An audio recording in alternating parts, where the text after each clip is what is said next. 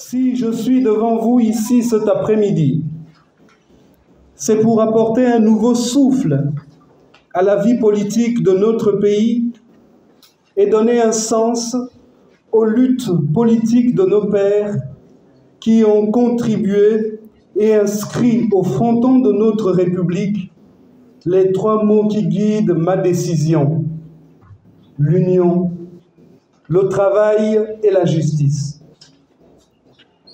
Oui, ils ont lutté, ils ont souffert et supporté, quelquefois le martyre et les blessures de l'incompréhension pour ces idéaux.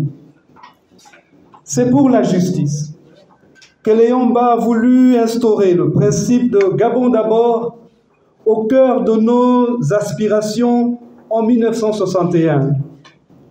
C'est pour la justice que Jean-Hilaire Obama a réclamé le parlementarisme en 1964 parce qu'il savait que toute justice vient du peuple. C'est pour la justice que Simon Yonaba, l'abbé Noël Bois et leurs compagnons ont été condamnés aux travaux forcés en 1981. C'est pour la justice que les Gabonais ont réclamé le retour du multipartisme en 1990. C'est pour la justice que Paul Mba Bessol a réclamé l'hôpital Cadeau, l'école Cadeau, et que Pierre Claver Manganga Moussavou a réclamé la provincialisation en 1993. C'est pour la justice que Maître Agonjo Okawe a réclamé la paix des braves en 1994. C'est pour la justice qu'Omar Bongo Ondimba a créé les fonds des générations futures et remboursé une très grande partie de la dette extérieure du Gabon au début des années 2000. C'est pour la justice que Pierre Mamboundou a montré à la nouvelle génération le chemin de la résistance en 2005. C'est pour la justice que nos frères et sœurs sont morts ici à côté lors des manifestations post-électorales de 2016. Si j'entre en politique en cette période délicate, c'est pour poursuivre la lutte de ces dignes fils et donner un sens à leur sacrifice. Je m'appelle Jean Delors Biyogebin Tougou. Je suis de la province du Wellington. Je suis de la tribu Essakoran par mon père et de la tribu Essamkos par ma mère. Je suis né dans un village appelé Nkarozo. Ce village m'a tout donné, en commençant par la vie. La simplicité, la rigueur et la solidarité sont les marques de fabrique des gens de mon village. Plusieurs figures de ce village ont influencé ma vie. La première entre elles, c'est naturellement le visage de mon père, Ntourobam Jean. Il m'a appris à faire face aux épreuves de la vie, sans perdre ma dignité. Il m'a appris à résister à l'adversité, sans garder rancune, en me servant de chaque épreuve pour grandir. De ma mère, fille Essamkos d'Avazok, Medza Delphine, j'ai appris d'elle le sens de la solidarité. Ma force, je la tire dans l'amour que me porte chaque jour mon épouse, mes enfants, mes frères et sœurs et tous les descendants de la famille Alogakou. J'ai fait mes études primaires dans les écoles catholiques. Pour les études secondaires, j'ai étudié dans un collège catholique, le CS d'Angon, jusqu'en classe de 3e. J'ai fait ma seconde dans un collège protestant, le CS d'Onfoul à Oyel. J'ai fait ma première et ma terminale au lycée national Léon Mba. Ce parcours d'apprentissage, dont une grande partie a été décidée par mon père, m'a ouvert l'esprit et confronté à différents mondes. Le monde protestant, le monde catholique et l'école laïque, l'enseignement public. J'ai passé 10 ans de ma vie dans les couvents et séminaires et monastères. Pour payer mes études à Paris, tant à l'école de hautes études politiques qu'à l'Université catholique de Paris, jusqu'au doctorat, j'ai travaillé dans les sociétés de nettoyage et les centres hospitaliers pour gagner honnêtement ma vie sans dépendre de quiconque. Je connais la douleur du sacrifice et de l'abnégation. Paris m'a beaucoup appris. Elle m'a appris à être au-dessus des préjugés, à accepter que je suis différent et à réaliser que dans la vie, il y a toujours meilleur que soi. À ceux qui pensent que je n'ai aucune expérience dans la gestion de la chose publique, je leur dis qu'ils se trompent. Non seulement je suis docteur en sciences politiques, je fais partie, depuis de nombreuses années, du groupe des experts dans la gouvernance mondiale.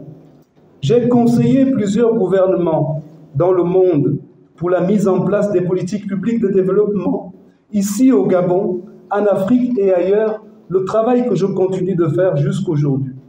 Et ça marche pour eux. C'est ce qui a fait ma renommée de technocrate au niveau international et au niveau national. Que ceux qui pensent que je ne connais pas l'administration gabonaise se trompent. Le contexte économique gabonais, ses défis, ses opportunités et ses menaces, je les connais. J'ai travaillé pendant 10 ans au programme des Nations Unies au Gabon, à les analyser et à en proposer des mesures rectificatives pour le redressement économique de notre pays. Que ceux qui pensent que je ne connais pas les réalités du Gabon profond se trompent. J'ai dirigé pendant 5 ans l'un des programmes phares de la coopération Nations Unies-Gabon, le programme ARTGOL, qui m'a conduit dans tous les villages du Gabon. Des plans de développement communaux, départementaux et ruraux, j'en ai élaboré dans ma vie pour mon pays. Je connais les besoins des Gabonais. Je connais leurs attentes jusqu'au plus profond des villages, mieux que quiconque, et je le revendique. Mes frères et sœurs, mes chers compatriotes, pour avoir vécu parmi eux des années, avec des villageois, avec les citadins, je peux comprendre leurs aspirations au moment où notre pays passe des moments difficiles. Je demeure aujourd'hui le seul à avoir conçu un programme d'envergure nationale de renforcement de capacité des élus locaux en matière de gouvernance locale. Les témoins et les signes visibles de mon action sont aujourd'hui le quotidien du partage et des journaux et des Gabonais, mes chers compatriotes.